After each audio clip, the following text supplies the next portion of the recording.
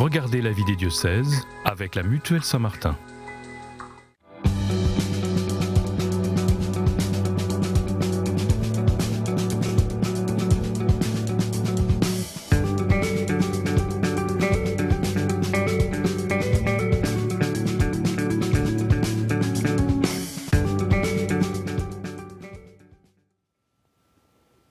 Bonjour à toutes et à tous, bienvenue sur KTO Télévision et KTO Radio pour la vie des diocèses où nous partons chaque semaine à la découverte d'un territoire, d'un diocèse et de son évêque. Et aujourd'hui, direction le Doubs et la Haute-Saône pour parler du diocèse de Besançon qui couvre ces deux départements. Dans cette édition, on suivra la réflexion du Conseil pastoral diocésain sur la réorganisation des territoires et on ira concrètement voir son application dans le doyenné des plateaux du Doubs et on entendra également Gilles Coutré, le responsable du diaconat permanent pour le diocèse de Besançon, nous expliquer le nouveau dynamisme du diaconat permanent justement.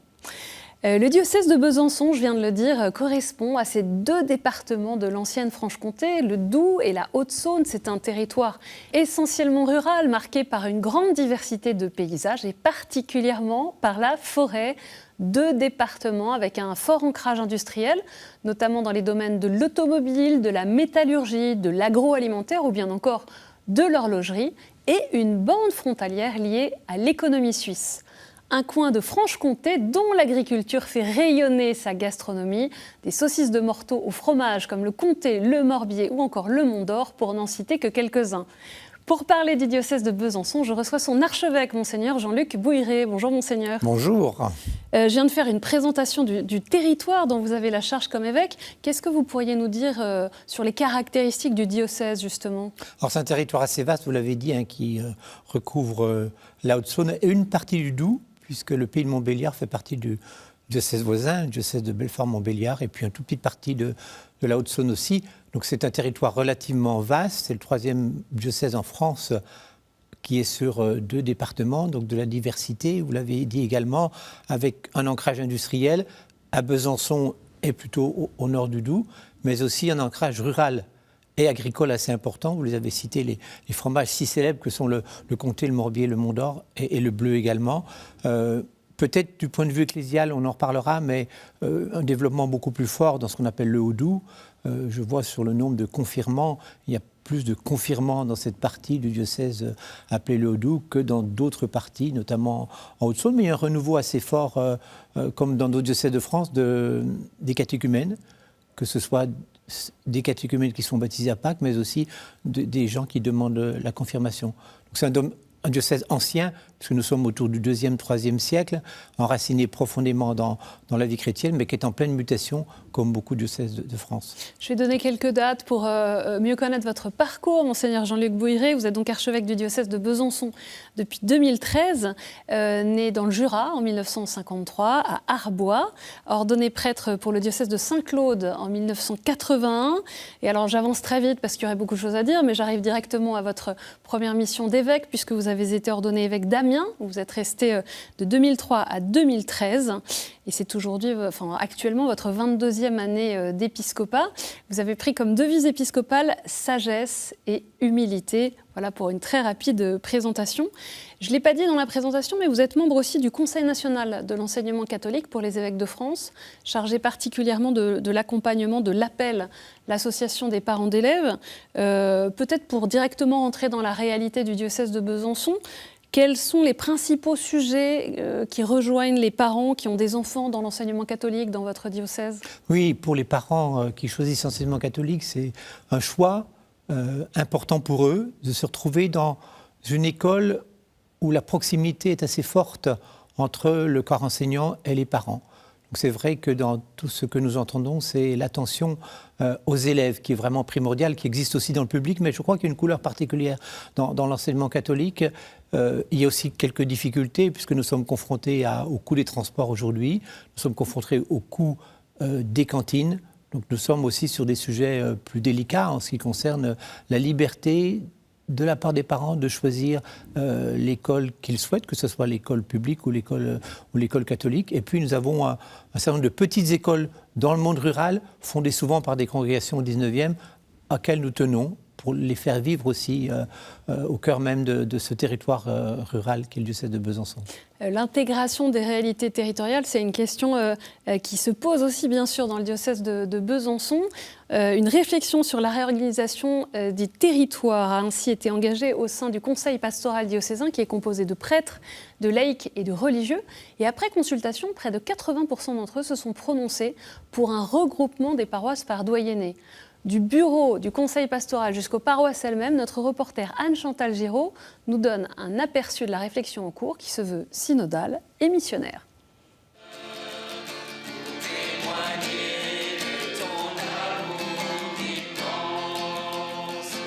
C'est par un chant à l'Esprit Saint que le bureau du conseil pastoral diocésain commence sa rencontre ce mercredi. À l'ordre du jour, réfléchir à la mise en place et à la réception de la réforme territoriale en cours qui devrait regrouper les 67 paroisses actuelles en une dizaine de paroisses. L'enjeu principal de cette réforme, la mission. Les communautés chrétiennes sont en diminution, le nombre de prêtres, mais particulièrement aussi de curés, de leaders, économiquement également. Et il faut gagner du temps pour être de plus en plus missionnaires. En petits groupes ou dans la mise en commun, cette réflexion est le fruit d'une construction collective. Louis, Brigitte et le père Christophe Bazin sont par exemple chargés de transformer les peurs et les difficultés en opportunités. En fait, en ce moment, ce qu'on vit, c'est quand même un grand bouleversement. Et on est en train de voir comment est-ce que ce changement peut se mettre en place dans des bonnes conditions pour que l'Église continue sa mission aujourd'hui. Parmi les membres du bureau, le père Sébastien Moine représente les prêtres du diocèse. Mais il est avant tout doyen des Plateaux du Doubs, un doyenné qui vit déjà au niveau pastoral l'expérience d'un regroupement de paroisses. Nous le retrouvons à Val-d'Aon, dans la paroisse dont il est le curé. Donc le doyenné des Plateaux du Doubs, c'est 32 000 habitants, 4 paroisses. On a une permanence tous les matins, qui est ici. Mais dans d'autres paroisses, on a plus de permanence. L'entretien, le chauffage, les sonos, c'est quand même... On a des églises, par exemple, où on n'a plus de sonos. C'est vraiment se dire, mais comment on n'a pas peur de se lâcher, d'abandonner certaines choses. Mais abandonner certains lieux, c'est pas abandonner les personnes. Et ce qui est important, c'est comment on met notre énergie dans les pierres vivantes. Les 4 paroisses ont progressivement travaillé ensemble et le doyenné a développé certains secteurs autour d'églises phares qui sont de véritables lieux de réunion, de prière et de formation. Le fait de tourner tout le temps, ça marche quand vous avez toujours les mêmes personnes qui viennent à la messe, qui savent de dimanche en dimanche où sera la messe. Et du coup, si on veut être une paroisse missionnaire et accueillir des nouveaux, il faut qu'il y ait un lieu fixe. Et donc ici, par exemple, dans cette église, vous avez la messe tous les dimanches. Et ça nous permet aussi de développer des propositions, comme par exemple faire un temps de prière avant, un temps de formation avant la messe. Maintenant, des enfants viennent aussi faire le caté avant la messe. Donc ça redynamise quelque part notre communauté. Merci d'être venu à notre rencontre du doyenné. Cet après-midi, la rencontre du doyenné permet au père Sébastien d'avoir des retours de terrain à propos de l'évolution prochaine du diocèse et d'écouter les inquiétudes. Les gens ont peur que leurs églises ne servent plus. Mais les chrétiens témoignent aussi des fruits qu'ils ont pu observer au niveau du doyenné. Je pense que les messes cathées font beaucoup de bien. Ça amène du monde plus jeune et ils se rendent bien compte, les gens, que ma foi, on ne peut plus vivre sur des acquis, sur nos petits trucs personnels, quoi. La prochaine rencontre entre les 130 membres du Conseil pastoral diocésain aura lieu à Besançon les 14 et 15 mars prochains. Elle permettra de construire la nouvelle organisation du diocèse dans la perspective d'une église toujours plus missionnaire. Il y a eu toute cette réflexion sur l'avenir des paroisses, la réorganisation du territoire, et c'est le scénario vous qualifiez le plus audacieux? Oui, sans doute. C'est vrai que cette réflexion date de plusieurs mois. C'est une prise de conscience, au fond, que toutes les questions plus matérielles, plus organisationnelles, prenaient beaucoup de temps dans la vie des prêtres, notamment du côté des curés qui sont responsables de leur paroisse. Donc il nous fallait alléger au maximum tout ce qui est organisationnel, tout ce qui est matériel, que ce soit les conseils économiques, que ce soit le souci des églises. On a entendu le père Sébastien parler de la sono, comme on dit en Franche-Comté. Donc il nous fallait à tout prix prendre conscience que nous ne pouvons plus assumer ces tâches pour faire vivre la vie paroissiale et puis ouvrir ces espaces missionnaires nécessaires. Et c'est vrai que la première étape, c'est de prendre conscience que nous avons besoin de cette conversion pastorale et d'une transformation des communautés. Donc c'est une démarche qui est autant spirituelle que, j'allais dire, territoriale. Mais c'est vrai que je m'aperçois que le territoire intéresse beaucoup les paroissiens, avec des inquiétudes, nous l'avons entendu aussi. Mais nous devons garder au maximum cette proximité avec tous les habitants des paroisses futures. Vous venez de l'évoquer, la charge de curé, elle est parfois lourde, très lourde, elle fait peur, elle épuise aussi certains. Comment l'alléger, tout simplement? Oui, elle inquiète, c'est vrai, j'entends. Hein. Dans le diocèse de Besançon a été développé des délégués pastoraux, délégués pastorales depuis les années 2000. Donc il y a vraiment un vis-à-vis du curé avec son ou sa déléguée pastorale qui est important pour le diocèse de Besançon. Et puis se développent aujourd'hui des délégués pastorales de doyennés. Donc c'est vrai qu'il y a, je vais dire, un partenariat entre le curé et puis les laïcs en responsabilité qui s'est déjà développé beaucoup et que nous souhaitons encore développer davantage dans le diocèse de Besançon. Et toute cette réforme, on l'a entendu, elle se veut au service de la mission. Comment est-ce qu'on réussit vraiment concrètement à intégrer cette conversion pastorale dans la vie des baptisés? Alors c'est un vrai défi. Alors nous l'avons déjà vécu d'une certaine manière par les 2 congrès missions que le diocèse de Besançon a pu vivre, mais c'est vrai que le paroissien habituel a besoin vraiment de cette prise de conscience que la vie chrétienne, c'est avant tout un témoignage de Jésus-Christ en chacun d'entre nous.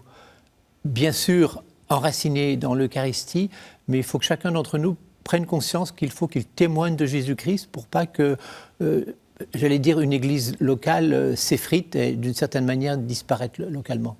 Justement, on voit que d'un point de vue pastoral, la création des petites fraternités locales de proximité reste un défi. Pourquoi est-ce que c'est plus difficile à mettre en place dans le concret? Parce que les gens n'ont pas trop l'habitude de se réunir en dehors de la participation. On reste très collé à la messe. On est très très collé à la messe. C'est vrai, quand on fait des réunions, souvent on entend que c'est une question d'horaire qui est important et on n'entend pas trop de dire au fond comment on peut se convertir, se transformer pour cette annonce de l'Évangile. Souvent je dis, on me demande des prêtres pour célébrer, mais pas pour annoncer l'Évangile. Voilà, je crois qu'il y a vraiment... Et puis, on a une nouvelle génération de laïcs qui nous pousse justement à cette dimension plus missionnaire et plus évangélisatrice de la responsabilité de chacun de nous et de notre foi. Vous avez évoqué un vis-à-vis pour la mission du curé, mais vous-même, depuis plus d'1 an, il y a un trio de gouvernance qui a été mis en place. L'évêque, l'archevêque, le vicaire général et la déléguée générale. Donc vous êtes plus seul avec un vicaire général. Qu'est-ce que ça change pour vous? Alors c'est vrai que c'est un trio et c'est toujours plus riche d'être à 3 qu'à 2. En plus, le vicaire général est un prêtre. La déléguée générale, Hélène Terborierge, est une laïque enracinée profondément dans sa vie chrétienne, dans sa paroisse, aussi dans la vie du diocèse. Je pense que c'est un autre regard qui est partagé lorsque nous échangeons sur les sujets pastoraux. Je n'oublie pas le conseil épiscopal, bien sûr, qui est le plus proche conseil de l'évêque, mais qui doit être attentif aux autres conseils que sont le conseil des prêtres, le conseil presbytéral, et depuis le synode du diocèse de Besançon, le conseil diocésain pastoral a pris aussi beaucoup de place dans le diocèse de Besançon. Cette mission de la déléguée générale, on voit qu'elle se développe, d'une déléguée générale, elle se développe dans beaucoup de diocèses français. Ce n'était pas prévu par le droit canonique. Quel est l'espace particulier de pouvoir, de gouvernance qui revient à cette mission? Alors ça dépend beaucoup des évêques. C'est vrai que les profils des personnes sont à peu près de la même manière. Alors dans le diocèse de Besançon? Alors, dans le diocèse de Besançon, pour moi, il y a une forme d'équiparité, si je peux m'exprimer comme ça, avec le vicaire général. Elle a en charge les services diocésains, l'accompagnement de ces services diocésains, elle a en charge des équipes pastorales locales et des délégués pastoraux, pastorales. Donc c'est vrai qu'une responsabilité assez forte et puis je lui fais confiance profondément et lorsqu'elle prend une décision, je la valide bien normalement et bien naturellement.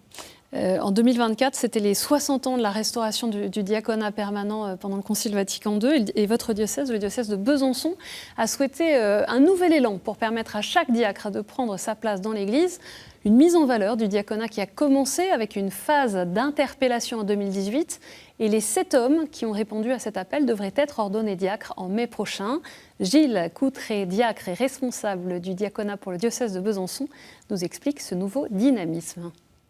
Nous avons constaté lors de l'interpellation de 2018-2019 et de la relecture des lettres de mission que le diaconat n'était pas reçu de la même manière sur l'ensemble du diocèse. Il y avait un diacre ici, un diacre ailleurs et donc le contact relationnel était privilégié par rapport à la théologie du diaconat.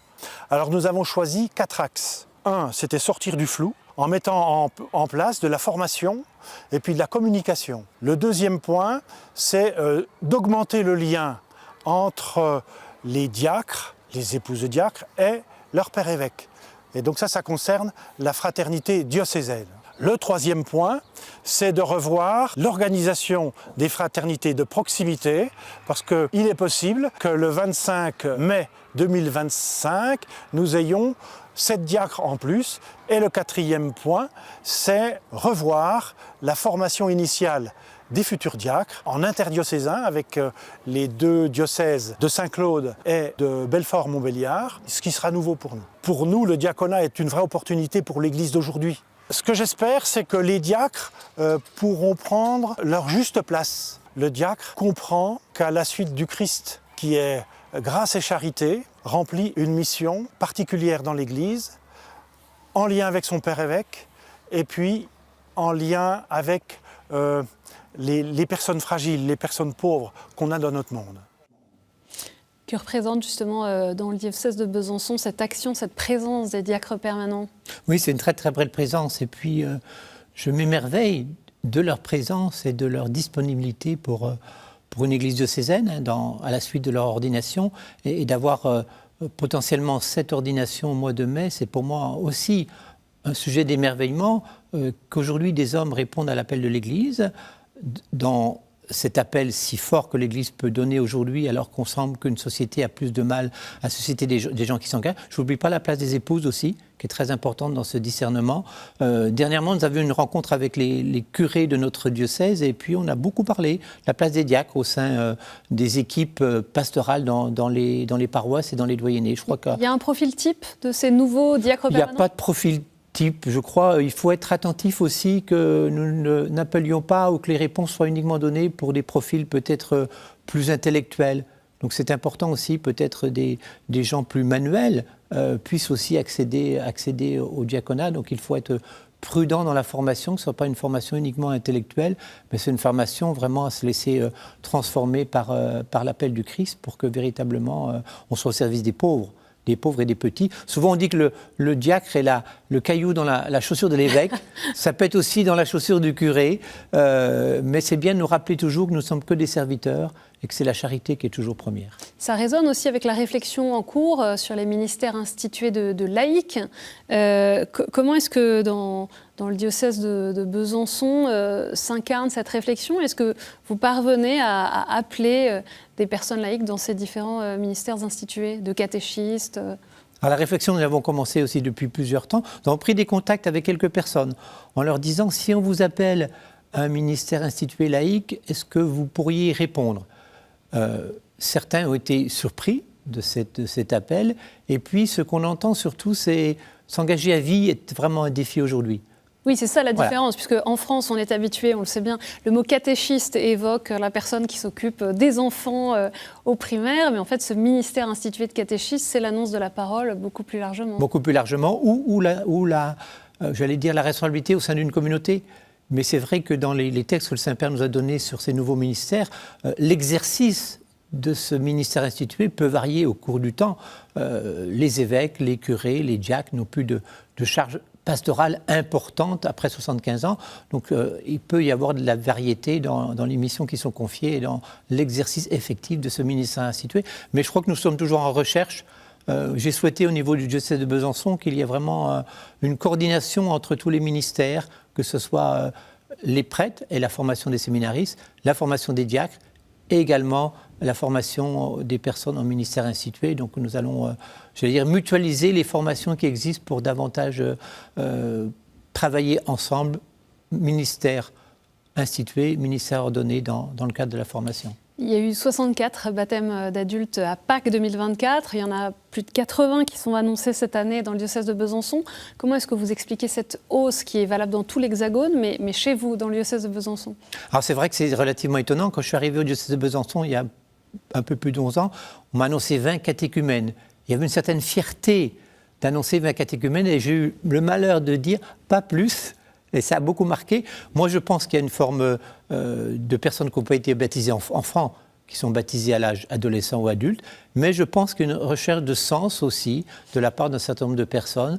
Et je suis frappé par la diversité, sociale des personnes qui demandent le baptême, que l'on soit employé dans un restaurant ou qu'on soit chirurgien à l'hôpital de Besançon, on demande le baptême. Monseigneur Jean-Luc Bouilleret, je vous propose de passer maintenant aux questions de terrain.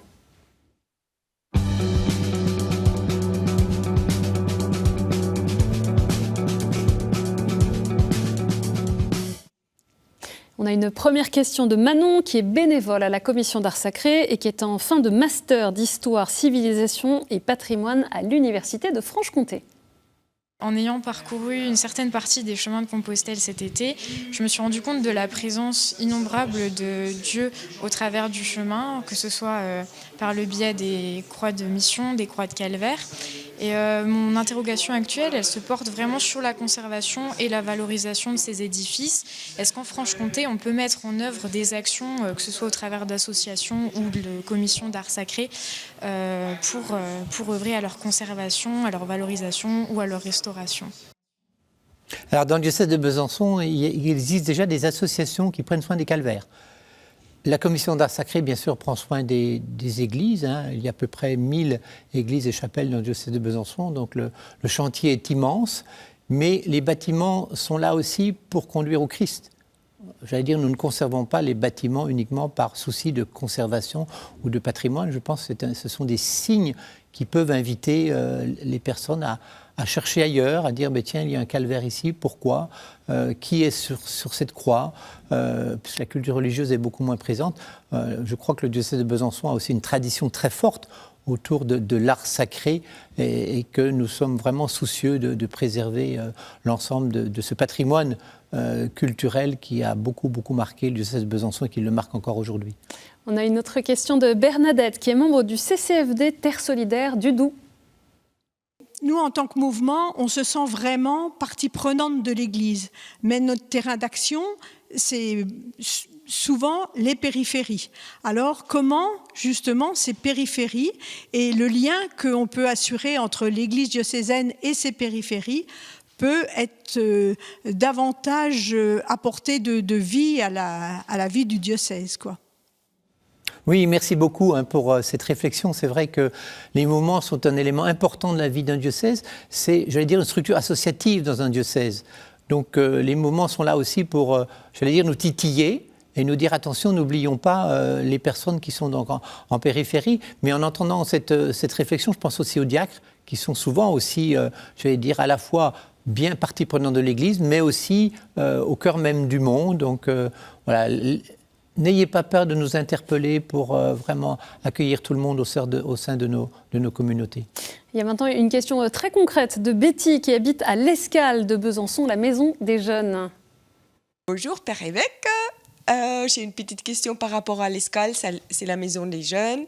Mercredi soir, la chapelle est presque trop petite et ceux qui sont claustrophobes, ils ont un peu de mal. Est-ce qu'on pourrait déménager à la cathédrale, s'il vous plaît? Il s'agit de la messe à 19h chaque semaine avec un repas après pour 2 €. Oui, merci beaucoup de proposer ce temps convivial après l'Eucharistie 19h. Je crois que ça dépend des jours. Il y a des jours où cette chapelle est bien remplie, d'autres jours un peu moins. Il n'y a pas de difficulté, j'allais dire, par rapport à la cathédrale. Par contre, il faut qu'on prenne le souci du gardiennage, entre guillemets, parce que la cathédrale ferme relativement tôt. Donc, qui va s'occuper de la fermeture de la cathédrale? Donc, c'est une question qu'il faut qu'on réfléchisse ensemble, à la fois avec les responsables de l'Escale, mais aussi le recteur de la cathédrale. Et puis je vous pose une dernière question de Nathan, qui est apprenti tailleur de pierre, qui a été confirmé l'année dernière et qui accompagne lui-même les jeunes, la préparation à la confirmation et au baptême. Il fait maintenant d'ailleurs des études de théologie à la faculté de Strasbourg. Bonjour Monseigneur, la question que j'aimerais vous poser est la suivante. Avec cette recrudescence de jeunes qui s'intéressent de plus en plus à notre religion, comment pouvoir les accompagner au mieux et leur proposer des formations et comment pourrions-nous former nos prêtres et nos laïcs au mieux au sein du diocèse? Oui, merci Nathan, c'est une bonne question aussi. Je pense que le service de formation peut s'ouvrir aussi, il suffit de demander, s'ouvrir aussi à cette nouvelle génération qui attend vraiment, j'allais dire, d'être formée à la fois dans ce que fait la foi, à la fois qu'est-ce que l'expérience spirituelle. Donc je pense que tout est possible, donc n'hésitez pas à revenir vers nous pour voir comment on peut créer des synergies entre tous les lieux de formation du diocèse. Bon, on arrive déjà à la fin de cette émission, mais je vous laisse peut-être nous donner un rendez-vous pour ceux qui sont dans le diocèse de Besançon. Vous me disiez, il y a le Jubilé des jeunes à Rome, qui est un peu comme les JMJ, et puis en octobre 2025, il y aura une grande fête diocésaine. Oui, il y a une grande fête diocésaine qui est plutôt une ouverture pastorale. Jusqu'à présent, nous faisions cette ouverture pastorale pour la fête diocésaine autour du 8 décembre. Il nous a semblé plus opportun de dire fin septembre ou début octobre. Et cette année, ce sera le samedi 4 octobre. Et nous serons autour du thème de la création avec nos amis franciscains. Merci beaucoup, Monseigneur Jean-Luc Bouiré, d'être venu sur le plateau de la vie des diocèses. Pour en savoir plus sur le diocèse de Besançon, rendez-vous sur le site internet www.diocèse-besançon.fr. Vous pouvez retrouver cette émission sur ktotv.com. Merci pour votre fidélité. Je vous donne rendez-vous la semaine prochaine.